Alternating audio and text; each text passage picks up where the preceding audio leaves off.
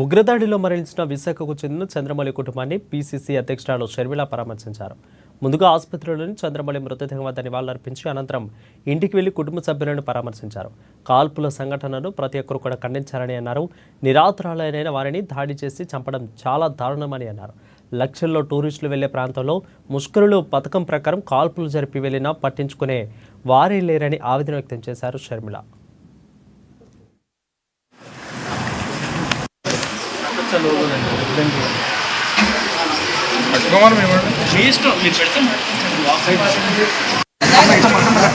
ఎంతో మంది అమాయకులు టూరిజం కోసం పిల్గ్రిమేజ్ కోసం వెళ్తున్న ప్రాంతం.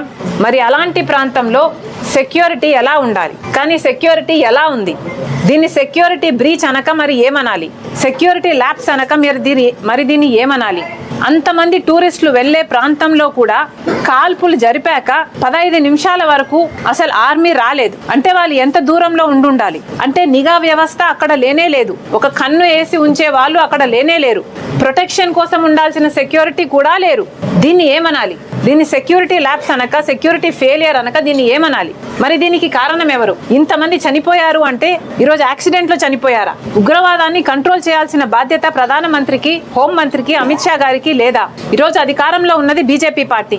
మరి అలాంటి బీజేపీ పార్టీ, మేము చౌకీదార్ అని చెప్పుకుంటున్న బీజేపీ పార్టీ మరి ఈరోజు దేశానికి చేసింది ఏమిటి? ఈరోజు ఇంతమంది అక్కడ చనిపోయారు అంటే దానికి కారణం బీజేపీ ప్రభుత్వం కాదా? సెంట్రల్ గవర్నమెంట్ కాదా? మోడీ గారు కాదా? అమిత్ షా గారు కాదా?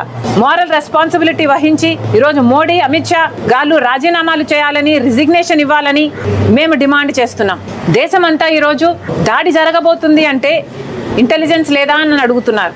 ఇండియన్ ఇంటెలిజెన్స్ ఏమైనట్టు అని అడుగుతున్నాం. ఇది ఇంటెలిజెన్స్ ఫెయిలియర్ కాదా అని అడుగుతున్నాం. ఈరోజు గమనించి చూస్తే ఇండియన్